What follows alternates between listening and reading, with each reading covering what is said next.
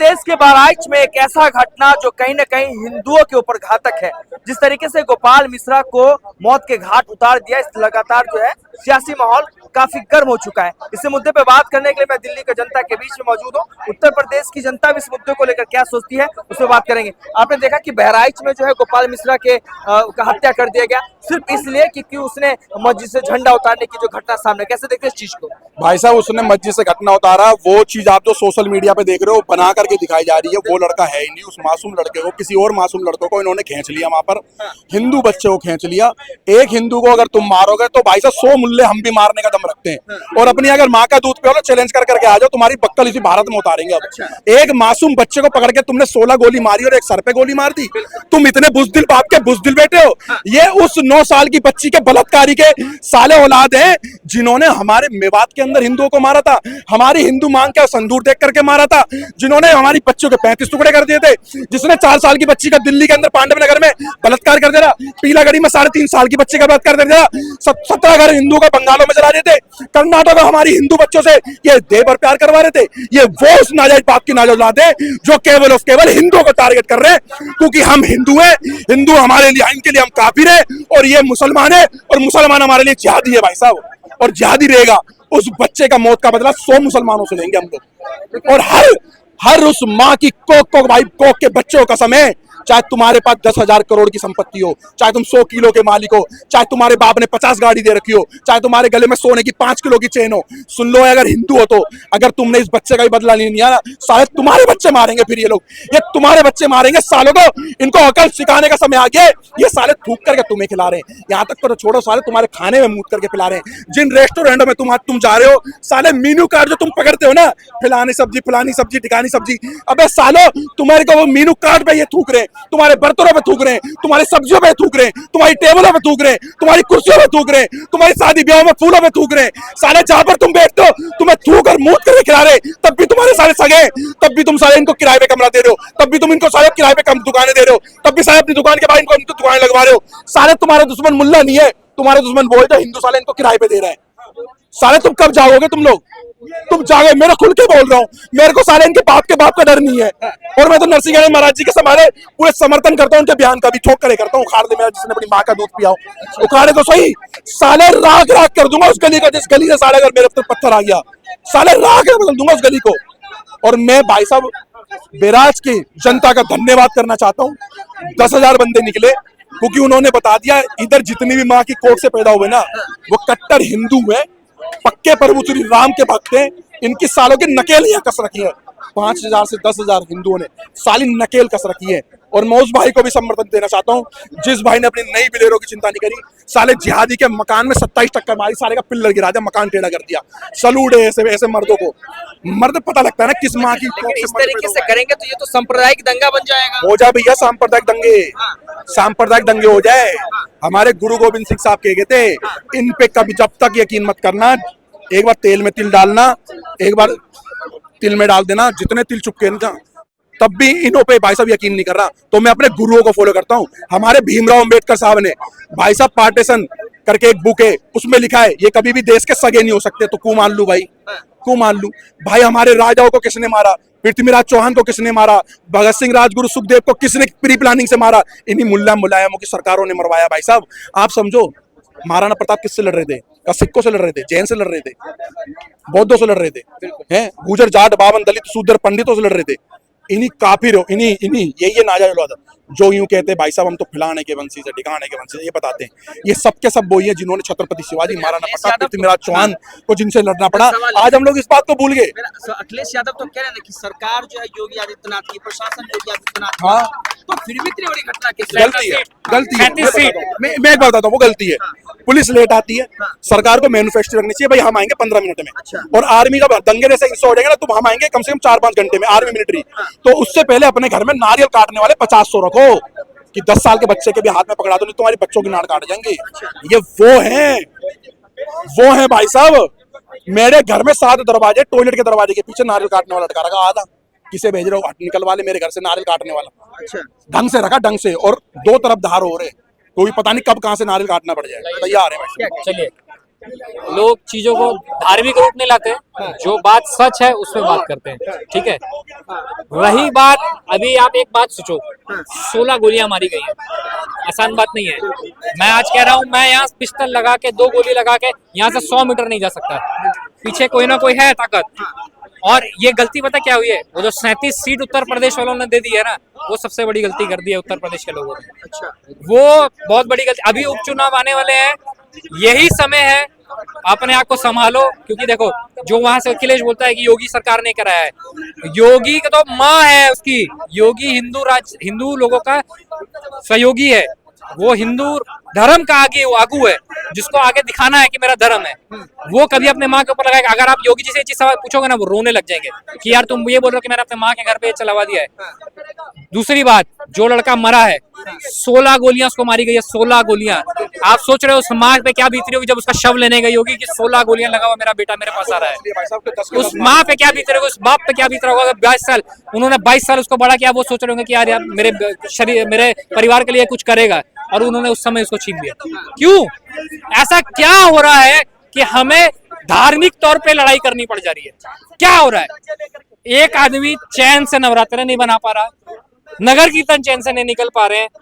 अगर आप देखो दूसरी चीजें हमारी, जैसे राम अखाड़ा निकलता है नवमी के दिन, वो नहीं निकल पा रहा है यार। ऐसा अगर आप देखोगे ना, 90% अगर मैं बात करूं, हैदराबाद मुसलमान लोगों का एरिया है, Bangladesh, west Bengal Muslim majority है, तो आप क्या चाह रहे हो कि हम हैदराबाद को भारत से अलग कर दें, बंगाल को भारत से अलग कर दें? आप वही चाह रहे हो, मतलब वही। ये पता क्या है इसका जड़ क्या है? गांधी सोच, जो गांधियों ने 1947 में किया है ना, कि भारत माता की छाती पे ऐसे तार चढ़वा दिए, ये जाओ मुसलमान उधर जाओ पाकिस्तान, वो जो बीच बो दिया है ना, वो आगे के जो लोग हैं वो आज भी उनमें वही भरी जा रहे हैं कि तुम्हारे को ये करना है। ये गांधी सोच है, गांधियों को देश से निकालो, देश बहुत आगे निकल जाएगा। अखिलेश यादव तो आरोप लगा रहे हैं कि योगी सरकार जो है सांप्रदायिक भावनाओं को ठेस पहुंचाते हैं, सांप्रदायिक दंगा करवाते हैं, वो सीधा सीधा आरोप लगा रहे हैं। ठीक है, गाड़ी किसकी पलटी थी? विकास दुबे मुसलमान था, हिंदू ही था ना। अतीक अहमद को मारा गया, क्यों? हर कोई जानता है, ये भैया भी जानता है वो गैंगस्टर था। अब एक बात बताओ, जो गैंगस्टर समाजवादी पार्टी ने पाले थे, अगर भाजपा उसको साफ कर रही है तो वो गलत है कि अच्छी है? जो गलत काम ला रहा है आप उसको बोले नहीं वो बढ़िया है, वो बढ़िया है। जो हटा रहा है आप उसको बोल रहे हो ये पलटा दे रहा है, ह्यूमन राइट्स, ये राइट्स, वो राइट्स। अरे वो तुम्हारी माँ बेटी को ही बचा रहा है। अगर वो भगवान ना करे, देखो हर किसी को जाना है, मौत हर किसी की होनी है। जब योगी जी नहीं रहेंगे, भगवान परलोक सिधारेंगे, जाना तो है परलोक सिधारेंगे, वो तब तक हम सबको इतना स्ट्रांग बनाने की, जानने की कोशिश कर रहे हैं कि कोई माई का लाल तुम्हारी माँ बेटी की भी इज्जत पे हाथ ना डाल सके। ये चीज हमें समझना बहुत जरूरी है। गोपाल मिश्रा पे आरोप ये लग रहे हैं कि वो मुसलमानों के झंडे को उखाड़ के फेंक रहे थे, इस पे क्या कहेंगे? देखो मैं एक बात बताता हूँ, किसी ने झंडा उखाड़ा, ठीक है, अब जैसे किसी ने सिखों का भी झंडा उखाड़ा गया था, लाल किला कह रहा था सिखों ने झंडा उतार दिया है, वहां पे सिखों का झंडा लगा दिया। झंडा तिरंगा वही था, उसके नीचे लगाया गया था, उसको भी बहुत बड़ा उन्होंने इशू बना दिया था, इसको भी वो बहुत बड़ा इशू बना रहे। पर एक बात याद रखो, झंडे से बड़ा किसी की नौजवान की जिंदगी नहीं, नौजवान की जिंदगी बड़ी है। उस माँ पे क्या बीत रही होगी, मैं बार बार ये कह रहा हूँ। हम सब आज खड़े होकर बोल रहे हैं, राजनीति की बात कर रहे हैं, पर उस माँ पे सोचो जो क्या बीत रही होगी।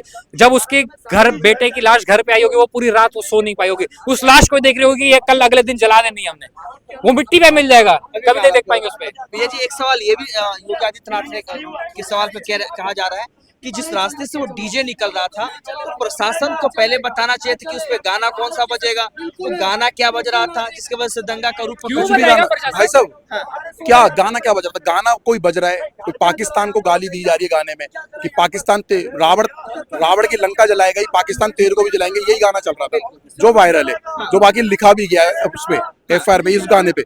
मतलब पाकिस्तान इनको प्यारा है, इन देश के मुसलमानों को, भारत प्यारा नहीं है। भाई साहब किसी को मारेंगे, 9 के 9 देवी, जो 9 दिन थे ना, देवियों के 9 नवरात्र थे ना, 9 के 9 दिन कहीं बच्चों का बलात्कार हो रहे हैं, कहीं बच्चों के हाथ पकड़े जा रहे हैं, कहीं माता रानी की मूर्ति तोड़ी जा रही है। दिल्ली के सुंदर नगरी में भाई साहब मूर्ति तोड़ दी, इन्होंने खंडित कर दी, किन्होंने करी? मुसलमानों ने करी। विशेष समुदाय बोलना बंद कर दो, क्योंकि पता नहीं चल रहा आगे वाले को, सेकुलर को नहीं पता चला। विशेष समुदाय का मतलब होता है मुसलमान। मुसलमान तुम्हारी बच्चों के बलात्कार भी कर रहे हैं, मुसलमान तुम्हारे शोभा यात्रा भी नहीं निकलने दे रहा है, मुसलमान तुम्हें भजन कीर्तन भी नहीं करने दे रहा है, मुसलमान तुम्हें ना हनुमान चालीसा भी नहीं करने दे रहा है, मुसलमान तुम्हें अपने जागरण में माइक भी नहीं बजाने दे रहा है, मुसलमान तुम्हारे का मूर्तियां भगवान की मूर्ति तोड़ रहा है, मुसलमान तुम्हारे का कहते जल को भी खंडित कर रहा है कावड़ में। तो तुम क्या कर रहे हो? इनके ताजे नहीं निकलने देना भारत में, जहां पर हिंदू ज्यादा है इनके ताजे निकाल के दिखा दो, तुम अपनी माँ का दूध पिला दो। तुम्हारे ताजे निकालने के लिए इलाके के अंदर जितने मोहल्ले में एरिया में बनते नहीं है ना, उससे ज्यादा प्रशासन को मिलिट्री आर्मी लगानी पड़ेगी। निकालो तुम अब की बार, तुम्हारे ताजियों को हम बताएंगे, तुम्हारे ताजियों को।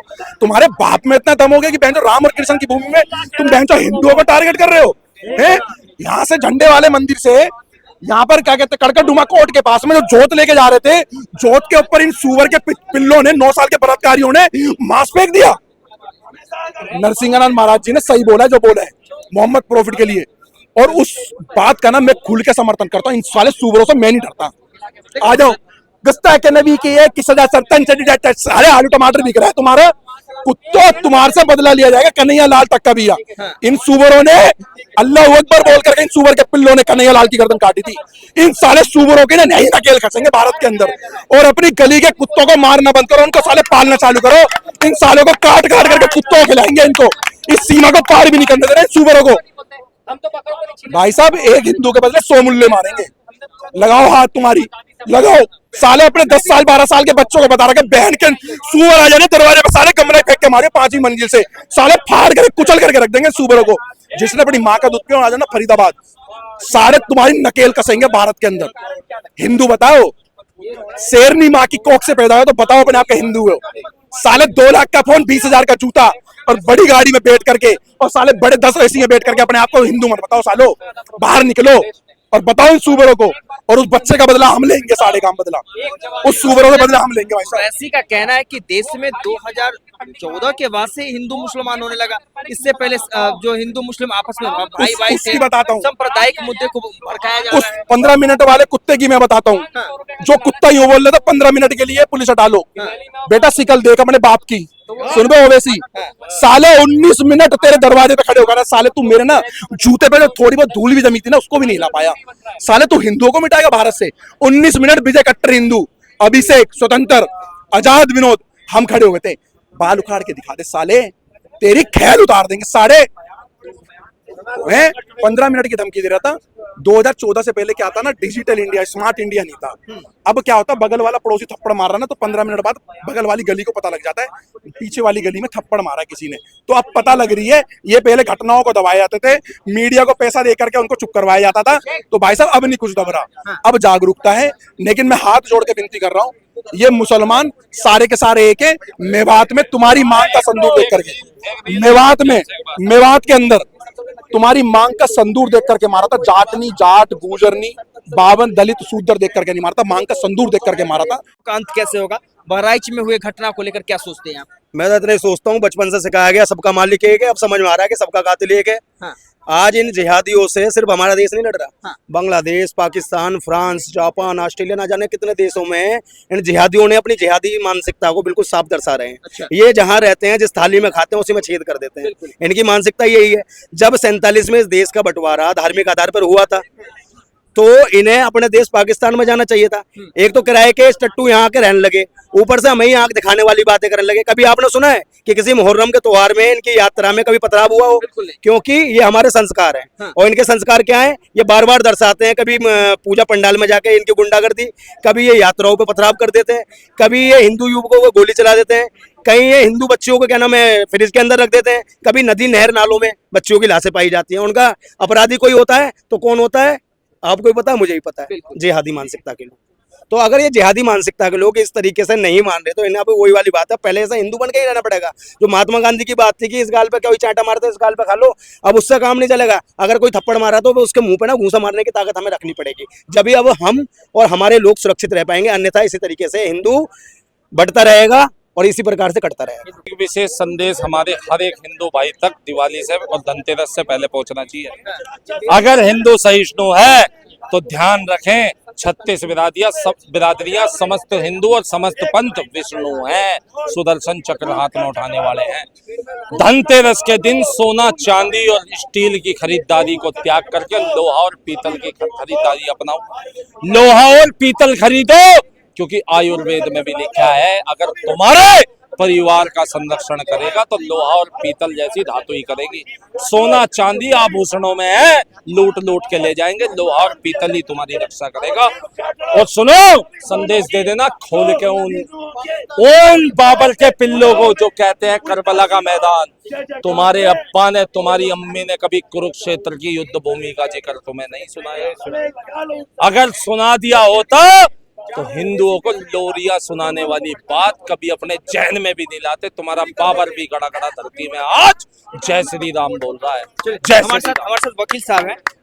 वकील जी, क्या लगता है आपको बहराइच में जो घटना हुआ है वो कानूनी प्रक्रिया के तौर पे अगर देखा जाए तो क्या उचित होना चाहिए, उस पर क्या कार्रवाई होगी? कार्रवाई तो जितने भी लोग जो वहाँ दंगा फसादी थे, हाँ, उनको इमीडिएटली जो है आइडेंटिफाइड कर कर उसको अरेस्ट किया जाए और उनको उल्टा टांग कर पूरी बढ़िया से इलाज किया जाए। अच्छा, पहले थाने में इलाज किया जाए।